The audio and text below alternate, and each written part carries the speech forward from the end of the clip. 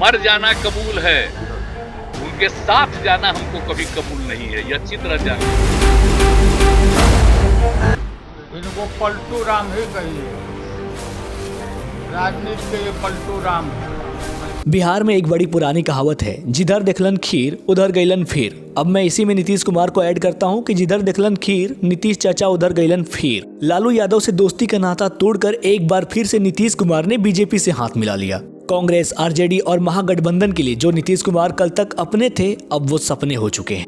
वैसे ये कहना गलत नहीं होगा कि इंडिया अलायंस या फिर महागठबंधन ही कह लो, उसके रचयिता नीतीश कुमार थे, पर अब रचयिता ही धोखा दे दिए हैं। एक तरफ लालू नीतीश का मसला अलग चल रहा है, दूसरी तरफ इंडिया अलायंस महागठबंधन अपनी आखिरी सांसें गिन रही है, और तीसरी तरफ बिहार में बीजेपी की सरकार। तो आखिरकार ये कैसे हुआ, क्यों हुआ और कब हुआ? तो आज के इस वीडियो में हम इसका ही पोस्टमार्टम करने वाले हैं। स्वागत है हमारे चैनल सचवाला पर। वीडियो को लाइक कर लीजिएगा, चैनल को सब्सक्राइब कर लीजिएगा और वीडियो को ज्यादा से ज्यादा शेयर तो जरूर कीजिएगा। अब इस वक्त पूरे भारतवर्ष में यदि सबसे ज्यादा परेशान व्यक्ति कोई है तो वो दो व्यक्ति हैं, लालू यादव और उनके सुपुत्र तेजस्वी यादव। रीजन दोस्त ना रहा ना, उनके मित्र जो कईयों के मित्र हैं, नीतीश कुमार ने धोखा दे दिया। अब नीतीश कुमार ने लालू यादव को धोखा दिया या फिर उन्होंने अपना फायदा देखा? ये बड़ा सवाल है ना। ये बड़ा सवाल नहीं है, हम बता देते हैं आपको। नीतीश कुमार ने अपना फायदा देखा है और ये आज की बात नहीं है, ये नीतीश कुमार की फितरत रही है हमेशा से।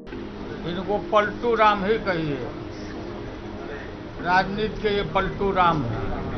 पलटू चाचा के नाम से मशहूर हो चुके नीतीश कुमार ने ये पहली बार ऐसा कारनामा नहीं किया है। इससे पहले भी वो लगभग 6 बार दल बदल का काम कर चुके हैं। इससे पहले क्यों हुआ, कब हुआ और कैसे हुआ पर मैं आऊं, उससे पहले हम नीतीश कुमार को थोड़ा समझ लेते हैं, उनके चाल को थोड़ा समझ लेते हैं। नीतीश कुमार, जिनका पहला लक्ष्य था पीएम बनना, जब वो बिहार में सीएम बनकर आए तब उन्होंने बिहार में बहुत अच्छा काम किया। जब पहली बार नीतीश कुमार बिहार के सीएम बने तब उन्होंने बहुत सारे काम किए, सड़कें बनवाई, लाइट की व्यवस्था अच्छी की, शिक्षा व्यवस्था को सही किया, गुंडा राज को खत्म किया और भी बहुत सारे काम किए। अब यहाँ पर समझने वाली बात यह है कि नीतीश कुमार ने ये जो सारे काम किए थे, ये बिहार को सुधारने के लिए नहीं किए थे। उनका एकमात्र लक्ष्य था पीएम बनने का। वो तब एनडीए के साथ थे और उनको लग रहा था कि एनडीए में उनको ही पीएम पद का दावेदार चुना जाएगा। और जैसे ही पीएम पद के उम्मीदवार के तौर पर नरेंद्र मोदी का नाम सामने आया, भैया नीतीश कुमार के पैरों तले जमीन खिसक गई। उसके बाद नीतीश कुमार का रवैया देखने लायक था और उसके बाद बिहार का क्या हाल हुआ वो तो आपको भी पता है। नीतीश कुमार पीएम बनना चाहते तो थे, पर उनका हमेशा से ही रास्ता शॉर्टकट वाला ही रहता था।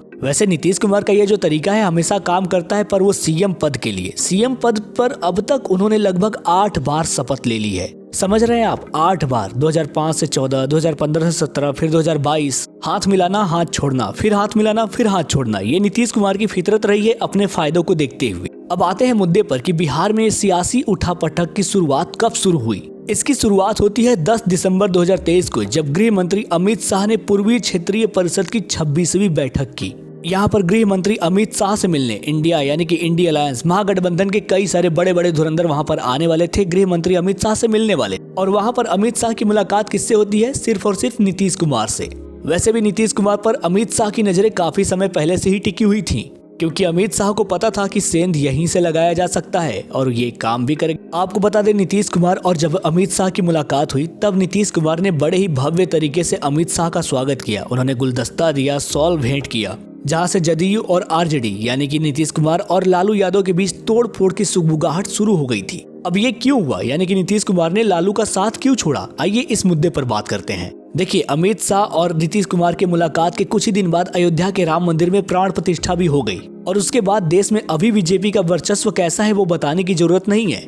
हर तरफ दो ही नाम चर्चा का विषय बना हुआ था। एक तरफ हमारे प्रभु श्री राम थे और दूसरी तरफ बीजेपी यानी कि मोदी सरकार, और दूसरी तरफ नीतीश कुमार थे जिन्होंने ये सोचकर इंडी गठबंधन किया था कि वो पीएम बनेंगे, वो सबसे बड़ा चेहरा होंगे पीएम बनने के लिए। और वहां पर सबसे बड़ी पार्टी थी कांग्रेस पार्टी, जिसके चलते इंडी गठबंधन के अगुआ नीतीश कुमार को भाव ही नहीं मिला, वो किनारे हो गए, मतलब कि उन्हें किनारे कर दिया गया। और जिस तरीके का अभी देश में माहौल है, दूरदृष्टि वाले नीतीश कुमार को ये समझ में आ गया कि ये महागठबंधन से बीजेपी का कुछ नहीं उखड़ने वाला, 2024 में बीजेपी ही सरकार बनाएगी। इधर उन्होंने देखा कि बिहार में उनका माहौल ठीक नहीं है, तेजस्वी यादव सीएम बनने के लिए पूरी तरीके से तैयार है, तो मरता क्या न करता। इसलिए नीतीश कुमार ने अपने पुराने दोस्त और नए दुश्मन बीजेपी से हाथ मिला लिया। वैसे ये बात अलग है कि उन्होंने कुछ समय पहले ये स्टेटमेंट दिया था, मर जाना कबूल है, उनके साथ जाना हमको कभी कबूल नहीं है, ये अच्छी तरह जान ली। आई थिंक मैंने कैसे हुआ का भी जवाब आपको दे दिया है, जो कि अमित शाह हैं। उनके बिना ये सारा काम संभव नहीं था। अब चलिए एक नजर डालते हैं बिहार में नीतीश कुमार और बीजेपी की सरकार बनेगी कैसे। फिलहाल बीजेपी की बिहार में 78 सीटें हैं, जदयू की हैं 45 सीटें और हम के पास 4 सीटें। अब इन सभी सीटों को मिला ले तो कुल नंबर आता है 127, जो कि बहुमत से 5 ज्यादा है। और वहीं दूसरी तरफ बात करें तो आरजेडी के पास कुल 79 सीट है, कांग्रेस के पास 19 सीट है, लेफ्ट के पास 16 और अगर इन्हें जोड़ दे तो कुल नंबर आता है 114, जो कि बहुमत से 8 कम है। तो इनकी सरकार तो बनने से रही। हालांकि तेजस्वी यादव ने ये बयान जरूर दिया है कि अभी बिहार में खेला बाकी है।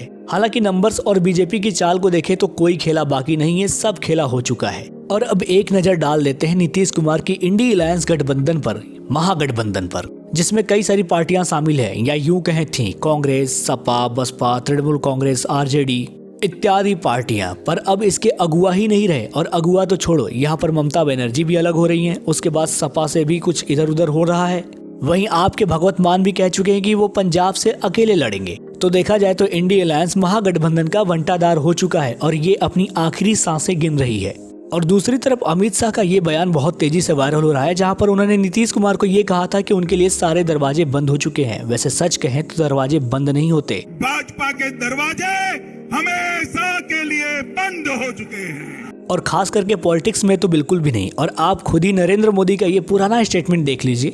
एक बहुत बड़ी लड़ाई लड़नी है तो कभी कभी हम विभीषण का भी सहारा ले लेते हैं। तो सब मिलाकर बीजेपी के लिए इस वक्त बिहार में बहार है और लालू यादव के लिए उनका दोस्त गद्दार है। और मैं सौरभ अपनी बातें यहीं समेटता हूं और उम्मीद करता हूं कि ये वीडियो आपको पसंद आई होगी। कमेंट करके ये जरूर बताइएगा कि नीतीश कुमार और लालू यादव के बीच धोखेबाज कौन है। मिलते हैं अगले वीडियो में। जाने से पहले वीडियो को लाइक और चैनल को सब्सक्राइब करना बिल्कुल ना भूलिएगा। तब तक के लिए धन्यवाद। जय हिंद।